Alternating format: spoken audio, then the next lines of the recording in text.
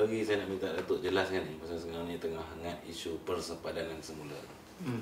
Dia katakan SPR akan buat persepadanan yang akan pastikan BN menang lah. Macam biasalah, saya rasa Datuk nak dengar tuduhannya.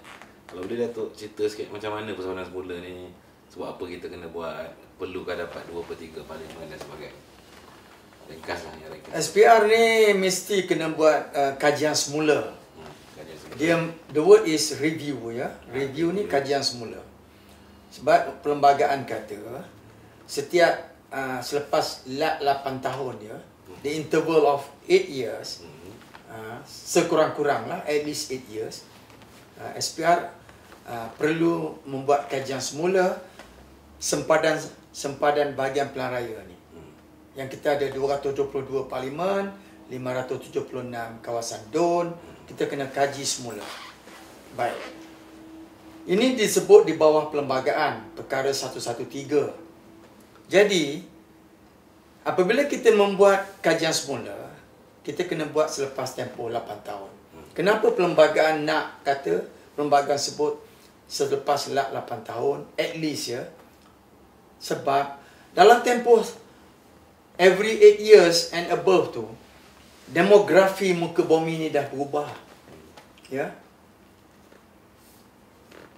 Kalau dulu kawasan tu kawasan setinggan, squatters, ataupun kawasan tu kawasan kebun getah, ladang, tempat tu sekarang dah jadi kawasan perumahan, rumah pangsa naik, taman perumahan baru naik.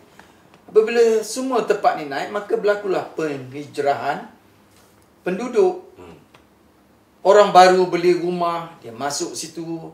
Kalau dulu kawasan setinggan, squatters tak ramai, rumah pangsa naik sampai 20 tingkat, kondominium dan sebagainya.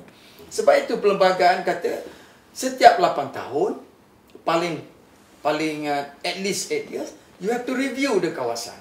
Sebagai contoh yang saya bagi yang paling menarik saya tengok ya. Pertama, di Pandan ke mana? Kampung apa? Beremban. Beremban. Ampang. Pandan. Ni apa? Ampang. Bayangkan sekarang ni rumah yang didirikan oleh DBKL. Berapa blok tu? Rumah Sabah, rumah itu. Satu blok tu berapa? Dulu squatters tu. Itu satu. Mutiara Damansara. Kota Damansara. Masa kita buat kajian semula tahun 2002, situ orang panggil Ulu Sungai Buloh ke apa orang panggil. Mutiara Damansara tu kebun getah dengan hutan ladang kelapa sawit. Itu saya bagi contoh yang jelas. Lepas itu di seluruh negeri Selangor ni kebanyakannya, ambillah contoh apa nama ni, kita pergi ke kawasan, ke jalan nak pergi ke puncak alam tu. Sekarang ni taman kan, Nusarulah, segala taman situ, Sunway itulah, macam-macam. Naik.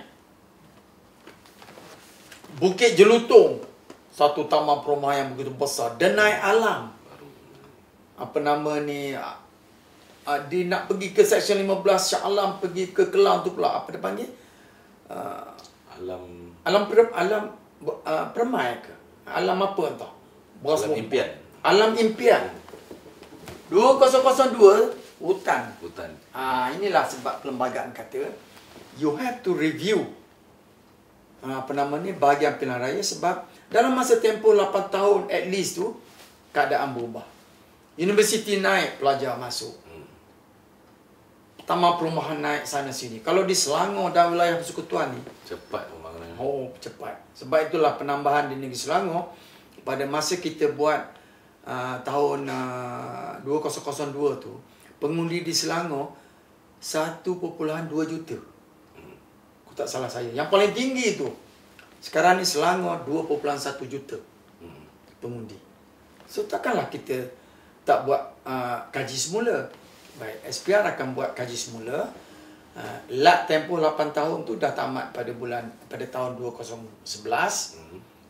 Dan kita sibuk buat PRU masa tu, preparation PRU 13. Dan SPR tangguhkan itu. Walaupun 8 tahun dah sampai, tapi kita tidak tergesa-gesa sebab nak tumpukan fungsi buat PRU ni lebih penting. Dan waktu itu kita tak tahu bila parlimen nak dibubarkan. Jadi kita pun buat proses pilihan raya dan pilihan raya dah selesai. Dan lagi pun perlembagaan menetapkan apabila kita mula proses persempadanan ni, dia nak kena selesai tamat dalam tempoh 2 tahun. Dia tak boleh berlarutan, tak boleh. Once kita dah start, kita dah pamerkan show-show kita di seluruh negara ni, dan siapkan laporan, dengar, proses dia banyak. Satu, kita akan buat kajian semula. Lepas tu kita buat draft show persempadanan. Draft tu kita akan serah kepada speaker, PM dan speaker, undang-undang sebut. Lepas itu, kita pamer seluruh negara di kawasan-kawasan yang terlibat dengan pindaan tadi. Dan dalam masa 1 bulan kita pamer tu, orang ramai di kawasan yang berkenaan tu, yang terlibat tu, kena semak, cek. Kalau dia tak bersetuju, maka mereka berhak untuk membuat bantahan. Apa yang dipanggil, buat representasi. They do the representation to EC, to protest. They don't want to accept that persempadanan show SPR tu with the justification lah. Sebab-sebab kenapa. Siapa yang boleh membuat representasi bantahan ni? Iaitu satu, kerajaan tempatan, ya, PBT. Kedua, kerajaan negeri, boleh. The state government can. Nombor 3, pengundi 100 orang. Pengundi 100 orang yang letak tanda tangan dia dan dia nombor kad pengenalan dia dan dia pengundi dalam kawasan tu, 100 signature, dia boleh berhak membuat representasi, bantah show yang dikaji, yang dibuat show yang dipamerkan tu. Lepas itu SPR akan melakukan proses apa yang dipanggil siasatan tempatan, local inquiry. SPR akan buat local inquiry di kawasan-kawasan yang kita terima bantahan representasi tadi, dan melalui local inquiry ni kita dengarlah orang tu, dia kata dia tak setuju kawasan dia dipecah ke, kawasan dia dipindah ke border ni, sebab dia bagi alasan lah. State government boleh, PBT boleh, orang 100 orang ni pun boleh. Jadi kita dengar dan SPR akan dengar, lepas tu SPR akan pindah ke, buat perubahan ke, apa-apa. Kita pamer pula kali yang kedua. Pamer ni di pejabat pos? Tak, seluruh negara. Di pejabat daerah, di pusat-pusat awam. Pejabat pos pun kita letak. Mana-mana tempat yang orang ramai ada. Dan kita akan umum di seluruh negara. Kita akan letak di dalam surat khabar. Masuk juga. Masuk dalam surat khabar. Full page tu nanti. Surat khabar kita akan pamer dan kita isytiharkan. Ini buat ditetapkan di bawah perlembagaan. Tak ada sembunyi-sembunyi ni. Mereka yang tak faham ni buat macam-macam andaian. Dia kata buat secara sulit lah, macam-macam. Mengarut betul lah dia ni. Lepas itu kita akan buat pameran kedua. Pindaan yang bantahan tadi kita masuk. Lepas kita buat pindaan pameran yang kedua tu, dan kita pun ada lagi orang yang bantah. Kalau dulu orang ni puas hati, dia kena bantah. Sekarang ni orang ni puas hati, orang ni pula. Tetapi keputusan yang pindaan kedua tu, kita buat pindaan tu, kita tak pamer lagi, kita buat keputusan lah. SPR tak boleh keep on pamer. Nak bagi semua pihak berhati sangat sampai kiamat pun orang tak puas hati. Jadi akhirnya kita buat keputusan. Dan kita buat laporan akhir. Laporan akhir kita serah kepada Perdana Menteri, kita serah kepada speaker untuk dibentangkan di parlimen. Maka berbahaslah di parlimen. Terserah kepada hak parlimen. Nak tolak ke, nak terima ke, itu berbahas. Tetapi masa itulah perlunya parlimen ni melihat dengan secara yang kata orang non-partisan. Iaitu kepentingan negara dan kepentingan rakyat.